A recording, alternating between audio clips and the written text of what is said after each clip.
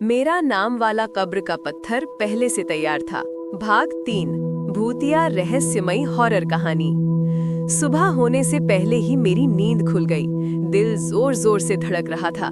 दिमाग में बस एक ही बात घूम रही थी, शमशान के पुराने बरगद के नीचे। मैं जानता था कि आज रात 12 बजे से पहले मुझे सच्चाई जाननी ही होगी, वरना वो खुली कब्र शायद सच में मुझे निगल जाएगी। बरगद के नीचे का रहस्य।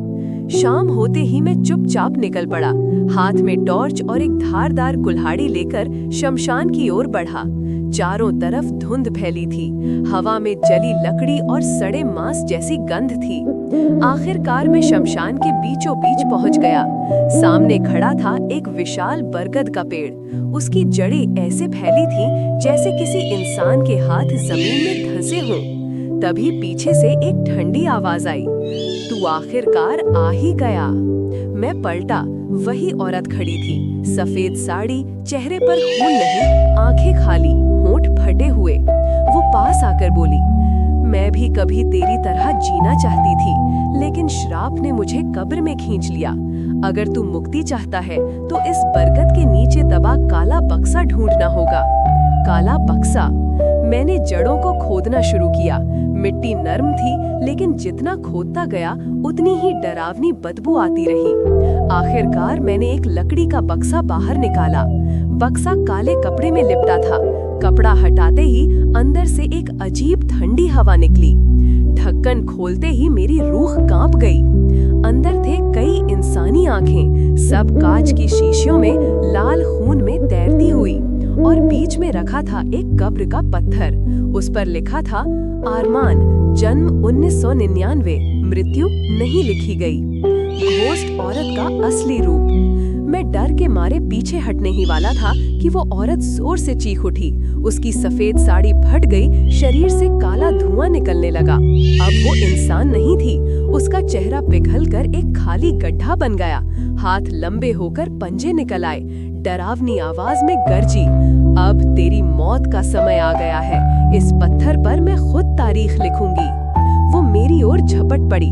मैंने जान बचाने के लिए कुल्हाड़ी से वार किया।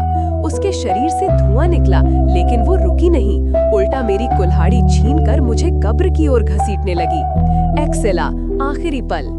तभी आसमान में बिजली चमकी। उसकी रोशनी में मैंने देखा वो बूढ़ा आदमी दूर खड़ा था। हाथ में लाठी उठाकर चिल्लाया, आरमान, पत्थर तोड़ दे, वरना तू भी श्रापित हो जाएगा। मैं कांपते हुए बक्से से अपना नाम लिखा पत्थर उठाया और जमीन पर पटक दिया। पत्थर टूटकर बिखर गया। एक दर्दनाक चीख सुनाई दी। औरत काले धुएं में विलीन हो गई। चारों ओर जमीन कांपने लगी। ऐसा लगा जैसे पूरा शमशान ढह जाएगा। मैं थक कर जमीन पर गिर पड़ा, लेकिन मैं समझा सब खत्म हो गया। पर जब सिर उठाकर देखा, दिल दहल गया। खुली कब्र अब भी वहीं थी, और वहां एक नया कब्र का पत्थर खड़ा था।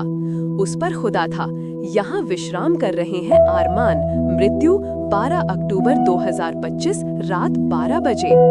मतलब मेरी मौत की तारीख बस एक दिन पीछे खिसक गई। मौत से बचा नहीं जा सकता, सिर्फ तारीख बदलती है। जारी रहेगा। अगर आपके जीवन में कोई नया या दिलचस्प अनुभव हुआ है या कोई यादगार घटना घटी है, तो कृपया हमसे साझा करें। आप अपनी कहानी स्पष्ट रूप से लिखकर इस ईमेल पर भेज सकते हैं, ondomlogin@gmail.com।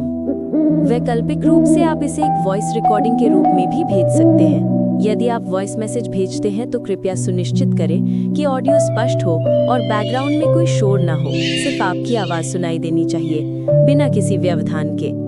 हम आपकी कहानी सुनने के लिए उत्सुक हैं।